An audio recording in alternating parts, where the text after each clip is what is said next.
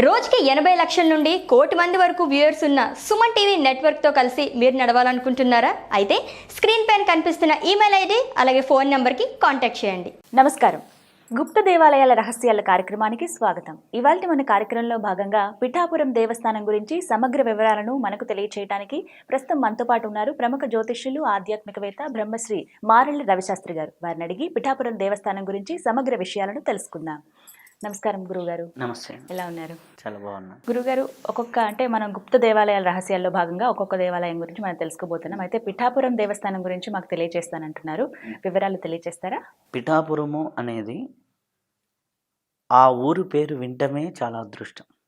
అలాగే పిఠాపురాన్ని దర్శించుకుంటే సిరి సంపదలు అనేది చాలా వస్తాయి. ఎవరైతే డబ్బులు కావాలి, సంపదలు కావాలి, ఆర్థిక వృద్ధి కావాలనుకున్న వాళ్ళు కూడా పిఠాపురాన్ని దర్శించుకుంటే వారికి సంపూర్ణ ఆర్థిక వృద్ధి అనేది జరుగుతుంది. అలాగే ఎవరైతే సంతానం కావాలనుకున్న వాళ్ళు కూడా అక్కడ పిఠాపురాన్ని దర్శించుకుంటే చాలా అద్భుతాలు జరుగుతాయి. పిఠాపుర స్థానానికి చాలా చాలా విశిష్టత అనేది ఉంది. అయితే పిఠాపురం దేవస్థానానికి అసలు ఆ పేరు ఎందుకు వచ్చిందంటారు గురువుగారు? మనకి దీనికి ఒక పెద్ద స్టోరీ ఉంది. ఏంటి అంటే, మనకి అష్టాదశ శక్తిపీఠాలు ఎలా ఏర్పడ్డాయంటే, దక్ష యజ్ఞం అనేది పార్వతీ మాత యొక్క తండ్రి గారు దక్షుడు దక్ష యజ్ఞాన్ని తలపించినప్పుడు శివుడికి ఇన్విటేషన్ ఇవ్వడనమాట.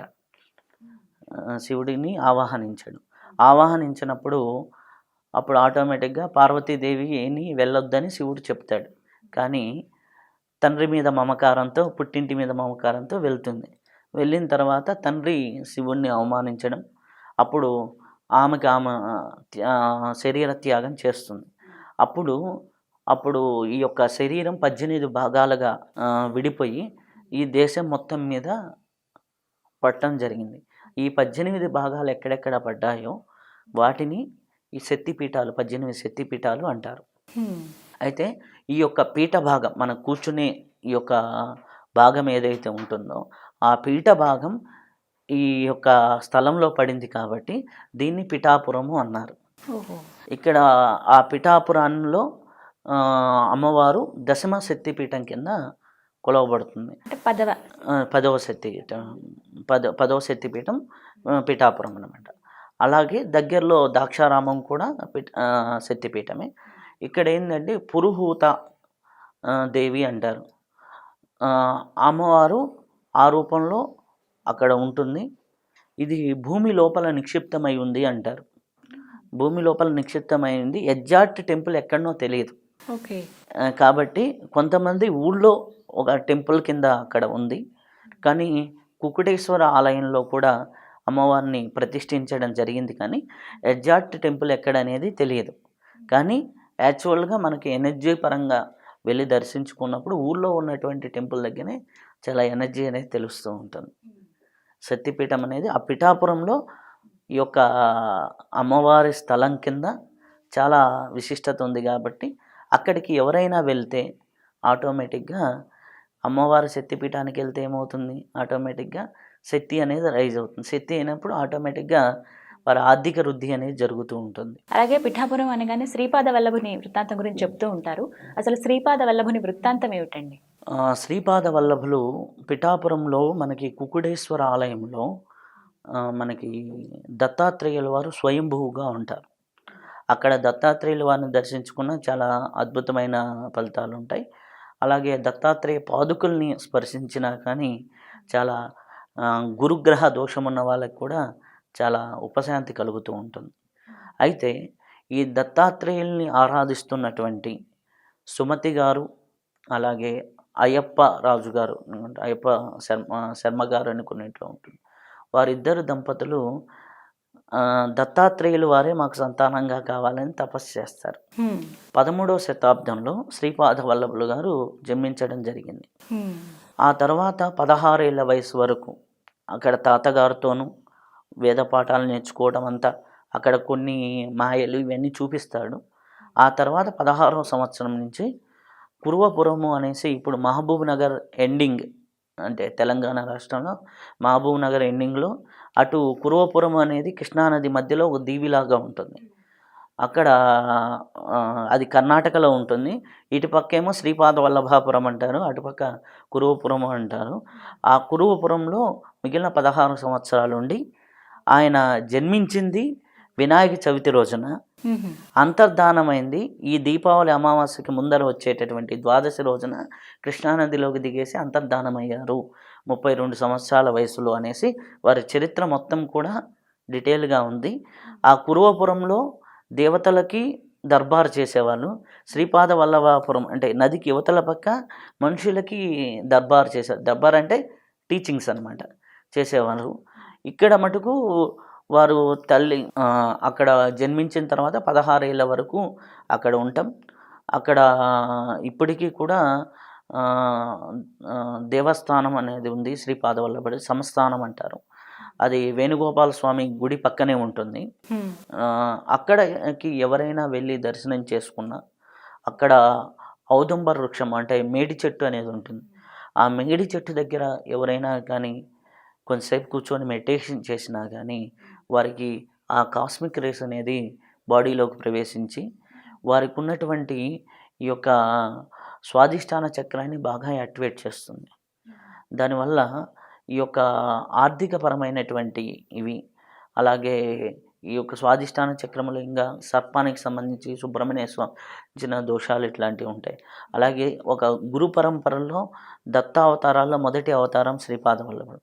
అలా దత్తావతారం వల్ల బృహస్పతి గ్రహం కూడా యాక్టివేట్ అవుతుంది. అలా గురుగ్రహ దోషం కానివ్వండి, అలాగే సుబ్రహ్మణ్య స్వామి నాగదోషాలు ఉన్నా కానివ్వండి, అది అక్కడ శ్రీపాద వల్లభుడిని దర్శించుకుంటే అది క్లీన్ అవ్వటం జరుగుతుంది. మన వైపు మన తెలుగు రాష్ట్రాల్లో శ్రీపాద వల్లభులు అంటే చాలా తక్కువ మందికి తెలుసు. కానీ శ్రీపాద వల్లభుని దర్శించుకోవడానికి అక్కడికి వెళ్తే మనం ఏదో నార్త్ ఇండియాలో ఉన్నామనే ఫీలింగ్ వస్తుంది ఆ టెంపుల్లోకి వెళ్తే. ఎక్కువ నార్త్ ఇండియన్స్, మహారాష్ట్రన్స్ ఎక్కువ మంది రావటం జరుగుతుంది. ఎందుకంటే దత్తక్షేత్రాలన్నీ కూడా మహారాష్ట్ర ప్రాంతంలో ఎక్కువగా ఉన్నాయి కాబట్టి అక్కడ వాళ్ళు ఎక్కువగా వస్తూ ఉంటారు. ఎందుకంటే మనకి ఇప్పుడు పీఠాధిపతిగా అక్కడ ఉన్నవారు రామస్వామి గారు అని ఉన్నారు. వారు హిందీలో ఎక్కువ కొన్ని లక్షల పిఠాపుర చరిత్ర కూడా రాసేసి వారిది ఎక్కువ పబ్లిష్ హిందీలో అయినాయి. కాబట్టి నార్త్ ఇండియన్స్ నుంచి ఎక్కువ వస్తారు. ఇంకా శ్రీపాద వల్లభుని యొక్క చరిత్ర కానీ తీసుకుంటే వారి అధ్యాయాల్లో ఇంకా దశమహావిద్యల గురించి క్లియర్గా చెప్పిన ఒక బుక్ ఏదైనా ఉంది అంటే దాంట్లో ఉంది. అలాగే వచ్చేసి అల్లా ఎవరు, జీసస్ ఎవరు, జీసస్ యొక్క పూర్వజన్మలేంటి, అల్లా యొక్క పూర్వజన్మలేంటి, వీరబ్రహ్మేంద్ర స్వామి పూర్వజన్మలేంటి, అలాగే వచ్చేసి భూమి మీద వచ్చిన మహాత్ముల యొక్క లింక్స్ ఏంటి అని చాలా క్లియర్గా చెప్పినటువంటి గ్రంథం. అలాగే దాంట్లో మీరు ఇంకా శ్రీపాద వల్లభుని యొక్క చరిత్ర చదివినప్పుడు కాణిపాకం విశిష్టత తెలుస్తుంది, కురువపురం విశిష్టత తెలుస్తుంది. ఇన్ని రకాల విశిష్టతలని శ్రీపాద వల్లభుని యొక్క దివ్య చరిత్రలో మనకు లభ్యమవుతాయి. ఆ గ్రంథాన్ని పారాయణ గ్రంథంగా 7 రోజుల్లో ఎవరైతే పూర్తి చేస్తారో వారు అనుకున్న కోరికలన్నీ కూడా పూర్తి అవుతాయి. అలాగే శ్రీపాద వల్లభుని ఎక్కువగా 16 సంవత్సరాల ఫోటోనే చాలా చోట్ల కనిపిస్తూ ఉంటుంది. దానికి గల కారణం ఏంటంటారు? శ్రీపాద వల్లభుడు ఎప్పుడు చూసినా మీరు చెప్పింది నిజమమ్మా, 16 సంవత్సరాల నిత్య యవన్ లాగా కనిపిస్తూ ఉంటారు. వీరి యొక్క చరిత్ర వృత్తాంతం తీసుకుంటే హిమాలయాల్లో మనకి శంబాల అనేది మనకి వినే ఉంటారు. శంబాల అంటే కొన్ని లక్షల సంవత్సరాల నుంచి యోగులు ఉన్నటువంటి ప్లేస్. దాన్ని ఎంతోమంది ఫారినర్స్ రీసెర్చ్ చేశారు. షాంగ్రిల్లా అనేసి కూడా ఉంది అక్కడ. షాంగ్రిల్లా అని వాళ్ళు చెప్తారు. ఆ షాంగ్రిల్లా గురించి రీసెర్చ్ చేసి అమెరికన్ ప్రెసిడెంట్ ఆ వైట్ హౌస్కి షాంగ్రిల్లా అని పేరు పెట్టుకున్నారు. మనం ఉన్న పేర్లను తీసేసుకుంటే వాళ్ళు షాంగ్రిల్లా అని పేరు అమెరికన్ ప్రెసిడెంట్ పెట్టుకోవడం జరిగింది. సో అక్కడ ఇప్పటికీ కూడా చాలామంది యోగులు, చాలామంది వేల సంవత్సరాల నుంచి ఉన్నటువంటి ఋషులు అక్కడ ఉన్నారు. ఆ యొక్క ఏదైతే శంబాలా ప్రాంతంలో ఈ యొక్క స్ఫటిక సరస్సు అనేది ఒకటి ఉంటుంది. ఈ స్ఫటిక సరస్సు అనేది లో ఎవరైతే స్నానం చేస్తారో వారు ఎప్పుడూ కూడా నిత్య యవ్వనులుగా ఉంటారనేది పురాణ గాథ. దీంట్లో ఎంతోమంది యోగులు వేల సంవత్సరాలు జీవించడానికి ఆ స్ఫటిక సరస్సే కారణమని కొంతమంది చెప్తారు. ఆ సరస్సు ఇప్పటికీ ప్రవహిస్తుందా గురువు? ఆ స్ఫటిక సరస్సు ఎక్కడుందో పూర్తిగా తెలియదమ్మా. కొంతమంది అయితేనేమో మానస సరోవరాన్ని స్ఫటిక సరస్సు అంటారు. కానీ అంతమందికి తెలిస్తే అందరూ వెళ్ళిపోతారు కదా. అది అన్ని వేల సంవత్సరాల నుండి యోగులకి మాత్రమే అది దర్శించేది, అంటే చూడగలిగే ఇది అనేది ఉండాలి కదా. ఇది ఉన్న వాళ్ళని అక్కడికి తీసుకెళ్తారు. ఆ సాధన ఉన్న వాళ్ళని అక్కడికి వెళ్ళేసి ఆ స్ఫటిక సరస్సు గురించి శ్రీపాద వల్లభుని చరిత్రలో చాలా క్లియర్గా చెప్పడం జరిగింది. అయితే 32 ఏళ్ల వరకు శ్రీపాద వల్లభులు ఉన్నారు. ఆ తర్వాత కృష్ణానదిలో అంతర్ధానం అయ్యారని తెలియజేశారు. అయితే మరి 16 సంవత్సరాలు గల ఫోటో ఉండడానికి ప్రధాన కారణం ఏమిటంటారు? అంటే ఆయన 16 సంవత్సరాల వయసులో హిమాలయ యాత్ర వెళ్ళి ఆ స్ఫటిక సరస్సులో స్నానం చేశారని, అప్పటి నుంచి వారి వయసు అలాగే ఉంటుందని, ఎప్పుడైనా తల్లిగారికి కూడా 16 సంవత్సరాల బిడ్డలాగే కనిపిస్తారని, ఇప్పటికి కూడా వల్లభాపురంలో మీకు పిఠాపురంలో ఆ యొక్క సంస్థానం ఎక్కడైతే ఉందో, ఏ దత్త పరంపర సంబంధించినటువంటి సంస్థానాలు తీసుకున్నా అక్కడ మధ్యాహ్నం టైంలో ఖచ్చితంగా ఏదో ఒక గురు రూపంలో శ్రీపాద వల్లభులు దత్తాత్రేయుల వారు దర్శనం ఖచ్చితంగా ఉంటుంది. అది చూడగలిగిన వాళ్ళకి ఖచ్చితంగా ఎప్పుడైనా కానీ నిదర్శనాలు ఉంటాయి. అది వచ్చినప్పుడు మీకు ఖచ్చితంగా అబ్జర్వ్ చేస్తే స్మెల్ మారుతుంది, అక్కడ ఉండే ధ్వని మారుతుంది, గాల్లో వైబ్రేషన్ మారుతుంది. ఇవన్నీ గమనించవచ్చు. ఖచ్చితంగా ఆ టైంకి అభిజిత్ కాలము అంటారు. ఆ టైంలో ఖచ్చితంగా నివేదన టైంలో మారిపోతుంది. ఇది చాలామంది అనుభవపూర్వకంగా తెలియజేసింది కూడా ఉంది. చాలామంది అనుభవపూర్వకంగా కూడా చెప్పారు. అలాగే పిఠాపురాన్ని సాధారణంగా అమ్మవారి శక్తిపీఠం అని చెప్తూ ఉంటారు. అలాగే కుకుటేశ్వర స్వామి వల్ల శైవ క్షేత్రం లాగా కొంతమంది కొలుస్తుంటారు. అయితే పిఠాపురాన్ని వైష్ణవ క్షేత్రం అని కూడా అంటూ ఉంటారు గురువు గారు, ఎందుకని? పిఠాపురంలో పంచమాధవాల్లో కుంతి మాధవుడు అనేది ఒక క్షేత్రం ఉంది. దానివల్ల వైష్ణవ దేవాలయం కింద దీన్ని కొలవటం జరుగుతుంది. పంచమాధవాలు ఎట్లా ఏర్పడ్డాయంటే, ఇంద్రుడు వృత్తాసురుడిని వధించిన తర్వాత ఆ తర్వాత పంచమాధవాలని ఆ యొక్క పాతకాన్ని, అంటే ఆ పాపాన్ని పోగొట్టుకోవడానికి పంచమాధవాలని స్థాపించాడని, ఆ పంచమాధవాల్లో మొదటిది కాశీలోను, ఆ తర్వాత ప్రయాగలోను, ఆ తర్వాత వచ్చేది పిఠాపురంలో ఉన్నటువంటి యొక్క మాధవుడిని కుంతి మాధవుడని, అలాగే మనకి రామేశ్వరంలో ఉన్న మాధవుడిని సేతు మాధవుడని, అలాగే మనకి పద్మనాభ స్వామి ఉన్నారు కదా, అక్కడ సుందర మాధవుడని, ఇట్లా పంచమాధవులు అక్కడ ఉండటం జరుగుతుంది. ఇలా పంచమాధవుల్లో ఒక మాధవుడు ఇక్కడ ఉన్నాడు కాబట్టి వైష్ణవులకి పంచమాధవ దర్శనం అనేది చాలా ఇంపార్టెంట్. అంటే శక్తి ఆరాధకులు ఎవరైతే ఉన్నారో అమ్మవారిని కొలిచే వాళ్ళకి, వారికి ఏంటి అంటే ఈ యొక్క శక్తి పీఠాలను దర్శనం చేసుకోవాలి. అలాగే శైవులకి ద్వాదశ లింగాలని దర్శనం చేసుకోవాలి. వైష్ణవులకి పంచమాధవాలని దర్శనం చేసుకోవడం అనేది ఒక ఆనవాయితీ. కాబట్టి అట్లా వైష్ణవ దేవస్థానం ఉంది కూడా, ఆ వైష్ణవ క్షేత్రం కింద కూడా ఉంది. గురుగారు, పిఠాపురంలో కుకుటేశ్వర స్వామి వారి దేవాలయం ఎలా ఏర్పడింది? అది కుకుటేశ్వర స్వామి దేవస్థానం వెనక చాలా పెద్ద చరిత్ర ఉందమ్మా. మనకి గయాసురుడు అని ఒక రాక్షసుడు ఉండేవాడు. ఆ గయాసురుడు అనే రాక్షసుడు విష్ణుమూర్తిని గురించి చాలా తపస్సు చేయడం. ఆయన చాలా రాక్షసుల్లో మంచివాడు. మనకి ఇప్పుడు రామాయణం చూసుకుంటే రావణ బ్రహ్మ అంటారు. మనకి ఇప్పుడు వేదాలు, ఇప్పుడు మంత్రాలు ఇవి చదువుతున్నామంటే రావణాసురుడి వల్లే. రావణాసురుడు వ్యాకరణం రాశాడు కాబట్టి ఏది ఎలా పలకాలనేది ఛందస్సు తెలిసింది. రావణాసురుడు లేకపోతే మంత్రాలు ఎక్కడ ఏది ఆపాలి, ఎక్కడ ఏది అనేది తెలియదు. అవునా? రావణాసురుడు అంత గొప్పవాడు. రాముడి కంటే రావణాసురుడు పాండిత్యంలో గొప్ప. రాముడి కంటే చాలా విషయాల్లో రావణాసురుడు గొప్ప. ఒక్క లోపం, రాక్షస బుద్ధి వల్ల సీతామ్మవారిని తీసుకుపోవడం దానికి ఒక ఉంది. అలాగే గయాసురుడు కూడా చాలా తపస్వి. చివరికి విష్ణుమూర్తిని మెప్పించి ఇంద్ర పదవిని కూడా పొందటం జరుగుతుంది. రాక్షస అధోలోకాలైనటువంటి మనకి భూలోకం ఉంటుంది, పైన ఉన్నయన్ని దేవతాలోకాలు అంటారు, కింద ఉన్న 7 లోకాలని అతల వితల సుతల తలాతల మహాతల పాతాల లోకం వరకు ఈ యొక్క రాక్షస లోకాలు అంటారు. పైన ఉన్నటువంటి భూలోకం, భూవర్లోకం, సువర్లోకం, మహాలోకం, జనోలోకం, తపోలోకం, సత్యలోకం వరకు వీటిని దేవలోకాలు, యక్షర కిన్నెర కింపురుష, ఇట్లా ఒక్కొక్క లోకాలు ఉన్నాయి. చివరికి అమ్మవారు వరకు ఉంటాయి.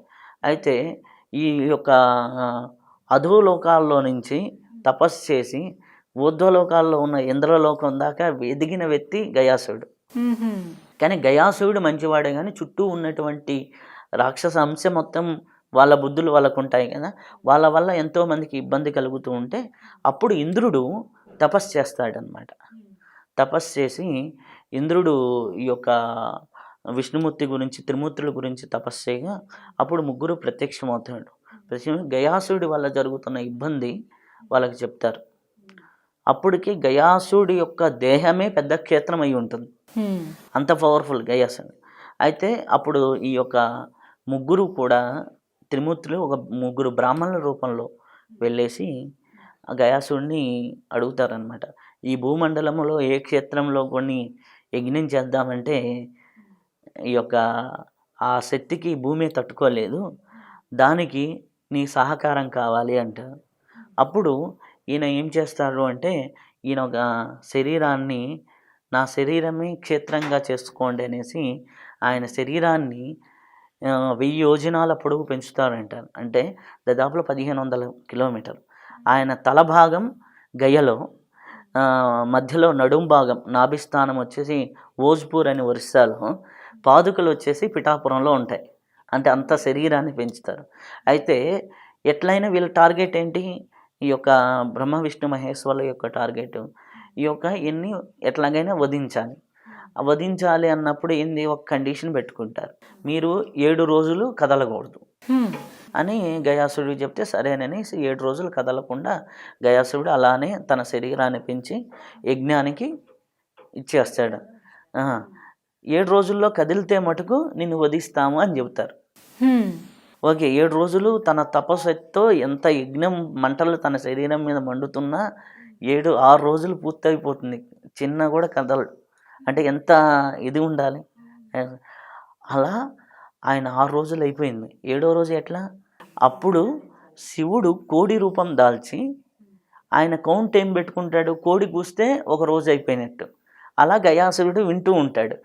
అది గమనించినటువంటి శివుడు ఒక కోడి రూపం దాల్చి ముందన్నే కూస్తాడు. కోడి కూత వినపడంగానే ఈయన లేస్తాడనమాట.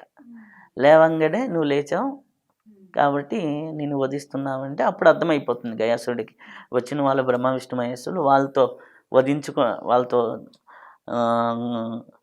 ప్రాణత్యాగం చేయించుకోవడం కంటే నాకు ఇంకేం కావాలి, అయితే నా యొక్క క్షేత్రాలు ఎక్కడెక్కడైతే ఉన్నాయో అవి దివ్యక్షేత్రాలు అవ్వాలి, ఒక్కొక్క క్షేత్రానికి మీరే అధిపతులు కావాలంటాడు.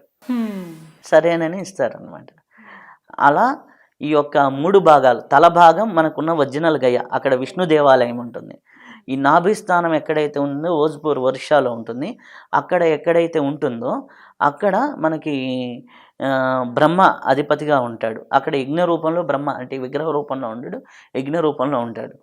ఇక్కడ వచ్చేసి శివుడు కోడి ఆకారంలో కోడిగా కొలుస్తారు కాబట్టి కుక్కరుకు అని కుక్కుటేశ్వరం అని శివుడిగా స్వయంభూగా వెలగటం జరిగింది. దాంట్లో అమ్మవారు కూడా ఉంటుంది. కుకుటేశ్వర ఆలయంలో మనకి అద్దంలో చూపిస్తారు దాన్ని అన్నమాట. కుకుటేశ్వర ఆలయంలో చాలా ఇదిగా ఉంటుంది. అలా పాదగయ అని కూడా అంటూ ఉంటారు. అదే దానికి అన్ని పాదుకలు పిఠాపురంలో ఉన్నాయి కాబట్టి పాదగయ అని. అలాగ వచ్చేసి నాభిస్థానం ఉంది కాబట్టి నాభిస్థానం ఓజ్పూర్లో ఉంది కాబట్టి అది ఒక గయాస్థానం అని. మెయిన్ మనకి గయ అంటారు కదా, గౌతమ బుద్ధుని వారి ఆ గయని ప్రధాన గయ, ఈ 3 స్థానాలు ఉంటుంది. ఇక్కడ ఎవరైతే పిండ ప్రదానం చేస్తారో వారికి ఆటోమేటిక్గా ముక్తి మోక్షం అనేది వాళ్ళ తల్లిదండ్రులకు రావటం అనేది జరుగుతుంది. గురుగారు, పితృదోషాలు కూడా తొలగిపోతాయి అని చెప్పారు. అంటే పిఠాపురం దేవస్థానాన్ని దర్శించినంత మాత్రాన పితృదోషాలు ఏ విధంగా తొలగిపోతాయి అంటారు? అంటే మనకి 3 గయలు ఉన్నాయి కదమ్మా. ఈ 3 గయల్లో ఎక్కడైనా సరే తల్లిదండ్రులకి పిండ ప్రదానం ఎక్కడైతే చేస్తారో అక్కడికి ఈ యొక్క గయాసురుడు పొందిన వరం ప్రకారం ఒక రాక్షస జన్మ నుంచి ఇంద్రలోకం దాకా కనెక్షన్ అండి. ఇప్పుడు సింపుల్, ఇంద్రుని దాకా ఎదిగిన వ్యక్తి మధ్యలో పితృలోకాలు ఉంటాయి. ఇప్పుడు సపోజ్ ఇక్కడ నుంచి హైటెక్ సిటీ వెళ్ళాలి. హైటెక్ సిటీ వెళ్ళేటప్పుడు మధ్యలో ఎక్కడైనా సరే ఏదైనా ఒక పోస్ట్ కార్డు ఇచ్చిపోమంటే ఈజీగా ఇచ్చిపోతారా ఎవరైనా? అలానే ఈ యొక్క వే అనేది పితృలోకాల పైన ఇంద్రలోకం ఉంటుంది కాబట్టి గజాసురుడు పొందిన వరం అనుసారం అక్కడి నుంచి ఈజీ వే అన్నమాట. అంటే లైక్ ఒక హైవే లాగా ఒక ఇదిలాగా అక్కడ ఎవరైతే పిండ ప్రదానం చేస్తారో ఆ పితృదేవతలకు అంటే ఎవరైతే అంటే మన 7 జనరేషన్స్ ఉంటాయి పైన. ఈ 7 జనరేషన్స్ నుంచి 12 జనరేషన్స్ నుంచి మన డిఎన్ఏలో ఆటోమేటిక్గా దానికి సంబంధించిన బీజాలు ఉంటాయి. సో వీటికి సంబంధించిన ఏ దోషం ఉన్నా ఆటోమేటిక్గా పితృదేవులకి మనం పిండ ప్రదానం చేసినప్పుడు ఇది క్లియర్ అవుతుంది. ఇంకోటి ఎవరైతే పితృదేవతలకి పిండ ప్రదానం చేయరో, చాలామంది పితృదేవతలను పట్టించుకోరు, తల్లిదండ్రులను పట్టించుకోరు, వారికి నెక్స్ట్ జనరేషన్ అనమాట. వారికి పిల్లలు ఉండొచ్చేమో కానీ వారికి మనమళ్ళు ఉండరు. మీరు చాలామంది జ్యోతిష్యంలో మనం చూస్తున్నప్పుడు సంతాన యోగాలు బాగానే ఉంటాయి కానీ వాళ్ళ పిల్లలు కలుగుతుండ్రు. పెళ్ళి 5 ఏళ్ళైనా 6 ఏళ్ళైనా చూస్తే ఎక్కడో పితృ దోషాలు అనేవి ఉంటాయి. అట్లాంటి వాళ్ళు ఆ 4 ఫాదర్స్ అందరికి కూడా అక్కడికి వెళ్ళేసి ఈ యొక్క పిండ ప్రదానం చేస్తే ఈ 3 గయల్లో త్రేగయాస్ అంటారు. ఈ 3 గయల్లో ఎక్కడ చేసినా కానీ ఆ దోషాలు పోవడం అనేది జరుగుతూ ఉంటుంది. కాబట్టి పాదగయ అనేది శివుడు ఉండే స్థానం కాబట్టి శివుడు ఇంకా ఏమన్నా దోషాలు ఉన్నా తీసేస్తాడు కాబట్టి అలా పాదగయలో చేయటం కూడా చాలామందికి ఇంపార్టెంట్. చాలామందికి తెలియదు. ఎందుకంటే కేవలం పోయేసి గయా అనగానే మన బీహార్లో ఉన్న గయా క్షేత్రానికి వెళ్తారు తప్పితే అక్కడనే పిండ ప్రదానాలు చేయాలనుకుంటారు తప్పితే పాదగయ నీకు కుకుటేశ్వర స్వామి ఆలయంలో కోనేరు ఉంటుంది. అక్కడ ఎస్పెషల్లీ చాలామంది చేయిస్తూ ఉంటారు. అక్కడ పిండ ప్రదానం చేసిన పితృదోషాలు అనేవి పోతాయి. చాలా దగ్గరలో రాజమండ్రికి మనకి ఒక 60 కిలోమీటర్ల డిస్టెన్స్లోనే ఉంటుంది. హ్యాపీగా వెళ్ళేసి చేసుకొని రావచ్చు. చాలా అద్భుతమైన క్షేత్రం పిఠాపురం. మొత్తంగా పిఠాపురం క్షేత్రం గురించి, అక్కడికి వెళ్తే శ్రీపాద వల్లభుని చరిత్ర గురించి, అదేవిధంగా సంతానం ఎలా కలుగుతుంది వాటి గురించి, గ్రహదోషాలు తొలగిపోవడం, మొత్తంగా పిఠాపురం పురుహూతికాదేవి అనుగ్రహం ఏ విధంగా ఉంటుందో చాలా చక్కగా తెలియజేశారు గురువుగారు. ధన్యవాదాలండి. ధన్యవాదాలు. చూసారు కదా, గుప్త దేవాలయ రహస్యాలు కార్యక్రమంలో భాగంగా ఇవాళ మనం పిఠాపురం దేవస్థానం గురించి సమగ్ర విషయాలను తెలుసుకున్నాం. సంతానం లేని వారికి సంతానం ఎలా కలుగుతుంది, అలాగే గ్రహదోషాలు పోవాలంటే ఏం చేయాలి, ఎటువంటి విధానం ఇవ్వాలి, అలాగే గురు చరిత్ర ఏ విధంగా చదవాలి, శ్రీపాద వల్లభుని చరిత్ర గురించి సమగ్ర విషయాలు తెలుసుకున్నారు కదా. ఇది ఇవాల్టి కార్యక్రమం. మరో దేవాలయ రహస్యంతో మళ్ళీ కలుద్దాం. అంతవరకు సెలవు. నమస్తే. ఈ వీడియో కనుక మీకు నచ్చినట్లయితే లైక్ చేయండి, షేర్ చేయండి, కామెంట్ చేయండి. మా ఛానల్ను సబ్స్క్రైబ్ చేసుకోండి.